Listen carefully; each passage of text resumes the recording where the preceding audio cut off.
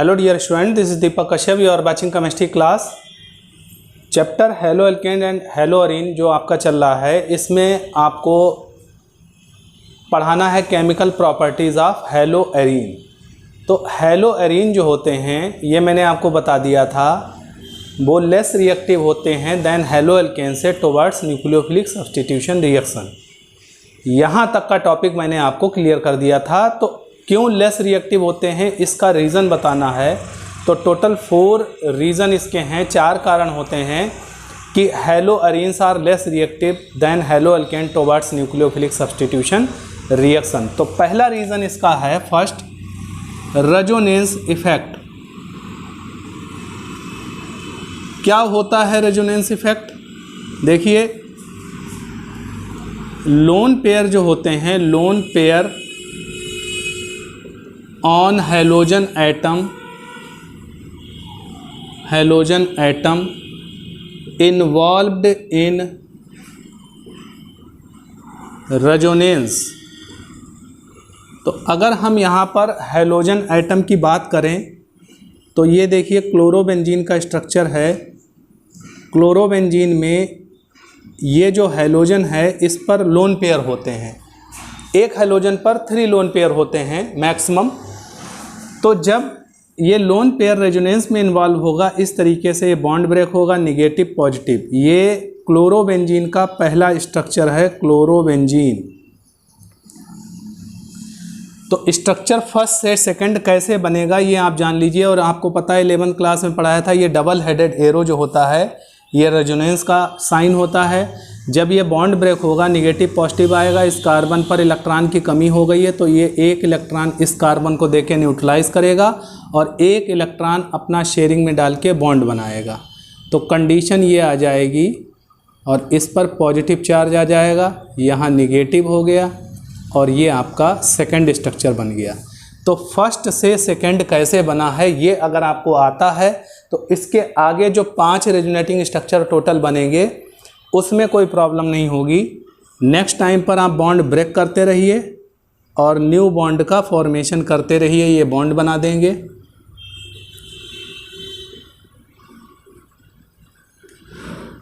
यहाँ negative charge, ये third structure हो गया आपका। देन इसके बाद अगेन फिर से आप ये बॉन्ड ब्रेक कीजिए, निगेटिव पॉजिटिव, ये मिलकर बॉन्ड बनाएंगे।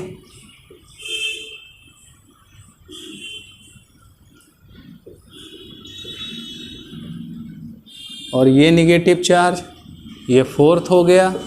लास्ट में जो 5th नंबर का स्ट्रक्चर है, अगेन ये बॉन्ड ब्रेक कीजिए, निगेटिव पॉजिटिव आएगा, ये मिलकर बॉन्ड बनाएंगे और ये निगेटिव पॉजिटिव मिलकर न्यूट्रल हो जाएगा। तो आपका बॉन्ड ये बन जाएगा।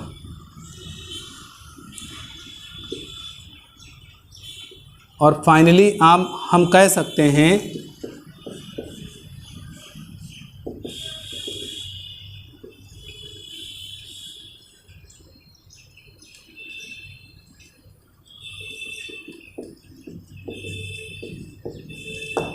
तो ये जो 5 स्ट्रक्चर हैं आपके, structure 1 2 3 4 5, these are called resonating structure. Resonating structure of chlorobenzene. और जो 5th स्ट्रक्चर है वो हाइब्रिड स्ट्रक्चर है। इसमें ये बताया गया कि जो अंदर के बॉन्ड हैं, आप स्ट्रक्चर नंबर 1st और 5th को कंपेयर कीजिएगा, 1st और 5th को कंपेयर करिएगा। तो कंपेयर करने पर पता चल रहा है कि जो अंदर के बॉन्ड हैं उनका डीलोकेलाइजेशन हो गया है, इनकी पोजीशन चेंज हो गई है पाई बॉन्ड की। और जो 5th स्ट्रक्चर है वो ये बता रहा है कि निगेटिव चार्ज डीलोकेलाइज्ड हो रहा है, निगेटिव चार्ज का रेजोनेंस हो रहा है। तो इस तरीके से क्या होता है कि निगेटिव चार्ज आ गया है यहाँ आर्थो पर, पैरा पर और देन आर्थो पर। तो यहाँ पर न्यूक्लियोफिलिक सब्स्टिट्यूशन रिएक्शन नहीं होता है at ortho and para position. क्यों नहीं होता है? क्योंकि निगेटिव चार्ज के कारण अगर कोई न्यूक्लियोफाइल जुड़ने आएगा तो यहाँ पर रिपल्सन का फील होगा, रिपल्सन। ये पहला रीज़न हो गया। सेकेंड रीज़न होता है डिफरेंस इन हाइब्रिडाइजेशन। क्या डिफरेंस होता है हाइब्रिडाइजेशन में, ये आपको पता चलेगा। देखिए, CX बॉन्ड में ये कार्बन sp3 हाइब्रिडाइज था, ये एलिफेटिक की बात कर रहा हूँ मैं। इसमें अगर परसेंटेज ऑफ एस करेक्टर आप निकालेंगे तो आएगा टोटल 3 और एक 4 ऑर्बिटल हैं, 1/4 × 100 = 25%। और अगर आप इसमें आप CX बॉन्ड का ये जो कार्बन होता है ये sp3 हाइब्रिड sp2 हाइब्रिडाइज्ड होता है। जो एरोमेटिक होता है, एरोमेटिक के केस में कार्बन जो होता है sp2 हाइब्रिडाइज्ड होता है। तो परसेंटेज ऑफ s करेक्टर यहाँ कितना आएगा देखिएगा आप, 1/3 × 100 विल बी इक्वल टू 33%। तो इसका मतलब ये हुआ कि जो रिएक्टिविटी होती है वो इन्वर्सली प्रोपोर्शनल होती है परसेंटेज ऑफ एस करेक्टर के। तो एस करेक्टर ज़्यादा किस में है, इसमें है, तो इसकी रिएक्टिविटी कम होगी, इसमें कम है तो इसकी रिएक्टिविटी ज़्यादा होगी। दूसरी बात यह है कि जो कार्बन और क्लोरीन बॉन्ड जो होता है हेलो एरीन में,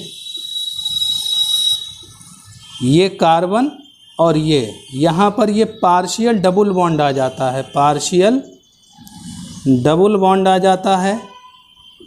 तो पार्शियल डबल बॉन्ड होने के कारण ये बॉन्ड जो होता है वो स्ट्रांग हो जाता है। आप देखिए पार्शियल डबल बॉन्ड आया है, पार्शियल डबल बॉन्ड आने के कारण क्या होता है, बॉन्ड की स्ट्रेंथ बढ़ जाती है, बॉन्ड स्ट्रांग हो जाता है, जिसके कारण ये बॉन्ड ब्रेक नहीं होता है। ये बात मैं बार बार आपको फोर्सली पहले भी बोल चुका हूँ, आज भी बोल रहा हूँ कि कभी भी रिंग से लगा हुआ, हैलोजन ही नहीं कोई भी ग्रुप लगा हो रिंग पर, रिंग से लगा हुआ बॉन्ड ब्रेक नहीं किया जाता है, क्योंकि वहाँ पर वो बॉन्ड ब्रेक करने से स्टेबिलिटी डिस्टर्ब हो जाती है, मींस वो स्ट्रांग बॉन्ड होता है। तो ये 2 रीज़न थे। थर्ड रीज़न क्या है वो मैं आपको बता रहा हूँ। थर्ड रीज़न आपका होता है instability of phenyl cation. Instability of phenyl cation. कैसे बनता होगा फिनाइल कैटायन, जो कि इनस्टेबल होगा, मतलब स्टेबल नहीं होगा। तो देखिए ये क्लोरोबेंजीन का स्ट्रक्चर है। अगर हम थोड़ी देर के लिए मान लें कि ये बॉन्ड हम ब्रेक कर देते हैं, सपोज दैट, और हैलोजन जो होता है वो कार्बन से ज़्यादा इलेक्ट्रोनिगेटिव होता है, तो जो ये हैलोजन है जब ये बॉन्ड ब्रेक होगा तो हैलोजन पर निगेटिव आएगा, तो ये अल्टीमेटली पॉजिटिव चार्ज छोड़ जाएगा और इसको कहते हैं फिनाइल कैटायन। फिनाइल कैटायन का मतलब कार्बोकैटायन जो होता है। तो ये कैसा होता है, अनस्टेबल होता है, मीन्स ये रेजोनेंस स्टेबलाइज नहीं है। रेजोनेंस का मेथड होता है, रेजोनेंस के लिए डबल बॉन्डेड कार्बन के नेक्स्ट एटम या कार्बन पर पॉजिटिव चार्ज होना चाहिए, यहाँ पर डायरेक्ट डबल बॉन्डेड कार्बन पर ही पॉजिटिव चार्ज है, तो ये रेजोनेंस स्टेबलाइज नहीं है। इसलिए सेल्फ आयोनाइजेशन जो होता है, कहा जाता है कि self ionisation is not possible, possible नहीं होता है। और फोर्थ जो रीज़न है वो ये है कि जो बेंजीन रिंग होती है, बेंजीन रिंग में जो पाई बॉन्ड होते हैं, तो कहा जाता है जो रिंग होती है बेंजीन रिंग, वो इलेक्ट्रॉन रिच होती है। कैसी होती है, इलेक्ट्रॉन रिच होती है, मीन्स बेंजीन रिंग के पास खूब सारे इलेक्ट्रॉन होते हैं। और जब कोई न्यूक्लियोफाइल निगेटिवली चार्ज वाला इससे जुड़ने आएगा, चाहे वो अटैच हो यहाँ पर इस आर्थो पर, चाहे पैरा पर और चाहे आर्थो पर, तो यहाँ क्या होगा, रिपल्सन का रीज़न आएगा, रिपल्सन क्रिएटेड, रिपल्सन क्रिएट होगा। रिपल्सन क्रिएट करने के कारण ये इस न्यूक्लियोफाइल को पुश करेगा, मतलब अटैच होने से रोकेगा। तो टोटल 4 कारण होते हैं जिसके कारण hello arene nucleophilic substitution reaction नहीं देते हैं। तो अब एक पॉइंट में अगर हम टॉपिक को डिफाइन करें तो बोल सकते हैं haloarenes are less reactive than haloalkanes towards nucleophilic substitution reaction. This is due to resonance effect number 1, number 2 difference in hybridization, number 3 instability of phenyl cation, and number 4 repulsion between nucleophile and electron rich benzene ring. Therefore haloarenes are less reactive towards nucleophilic substitution reaction. Okay, ये point याद रखिएगा। अब कुछ ऐसी मैंने आपको बताया था कि कंडीशन होती हैं जिसमें न्यूक्लियोफिलिक सब्स्टिट्यूशन रिएक्शन हो भी जाती है, that are called drastic condition.